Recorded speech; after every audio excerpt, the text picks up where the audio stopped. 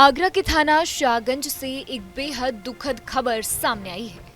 यहाँ के रहने वाले पायल व्यापारी विनय और उसकी पत्नी डॉली की मौत जहरीला लड्डू खाने की वजह से हो गई। ये घटना न सिर्फ दिल दहला देने वाली है बल्कि रिश्तों पर कई सवाल खड़े करती है। दरअसल बृहस्पतिवार की सुबह जब लोग अपने रोजमर्रा के कामों में लगने की तैयारी कर रहे थे, तभी विनय और डॉली के घर से चीख पुकार की खबर आई।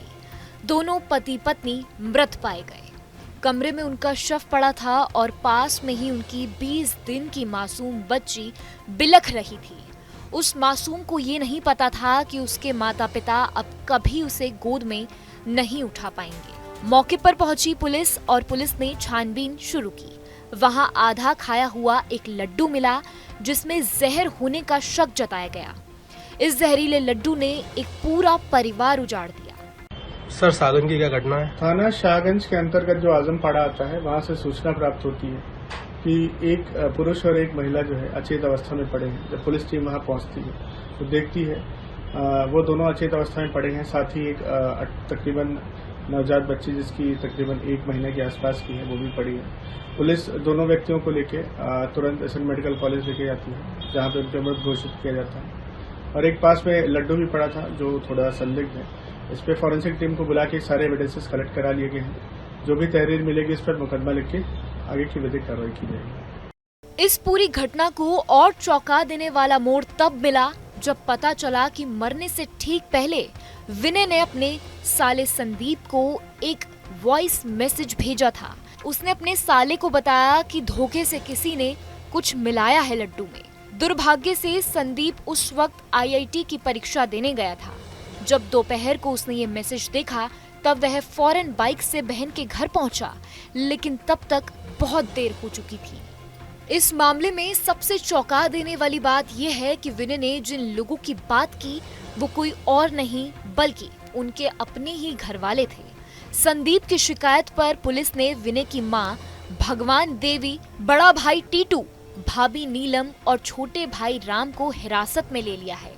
पुलिस उनसे लगातार पूछताछ कर रही है। शुक्रवार को विनय और डॉली का पोस्टमार्टम किया गया, लेकिन उसमें मौत का कारण स्पष्ट नहीं हो सका। इसीलिए डॉक्टरों ने दोनों का विसारा सुरक्षित रख लिया है ताकि लैब में जांच कर ये पता लगाया जा सके कि मौत की वजह वाकई जहर थी या कुछ और। संदीप ने बताया कि उसकी बहन डॉली और जीजा विनय के बीच कोई लड़ाई झगड़ा नहीं था। दोनों एक दूसरे से बहुत प्यार करते थे, लेकिन विनय के दोनों भाई उससे चिढ़ते थे और संपत्ति में हिस्सा मांग रहे थे। संदीप का आरोप है कि इन्हीं भाइयों ने डॉली और विनय को मार डाला। पोस्टमार्टम के बाद जब शव को शमशान घाट लेकर गए तो वहां का माहौल बेहद गमगीन था। संदीप ने ही अपनी बहन और जीजा को मुखाग्नि दी। उसकी मासूम बच्ची जो अब अनाथ हो चुकी है, रिश्तेदारों की गोद में चुपचाप बैठी थी। शायद उसे अभी तक समझ में नहीं आ पा रहा होगा कि उसके साथ आखिर क्या हुआ है। फिलहाल पुलिस ने केस दर्ज कर लिया है और जांच जारी है। सभी आरोपी हिरासत में हैं और उनसे पूछताछ हो रही है। उम्मीद है कि जल्द ही सच सामने आएगा और विनय और डॉली को इंसाफ मिलेगा। ये घटना एक बार फिर हमें सोचने पर मजबूर कर देती है कि लालच और रिश्तों की कड़वाहट इंसान को कहां तक गिरा सकती है। एक खुशहाल परिवार चंद मिनटों में तबाह हो गया। न्यूज नेशन अब व्हाट्सएप पर खबरों के ताजा अपडेट के लिए न्यूज नेशन के इस क्यूआर कोड को स्कैन करें।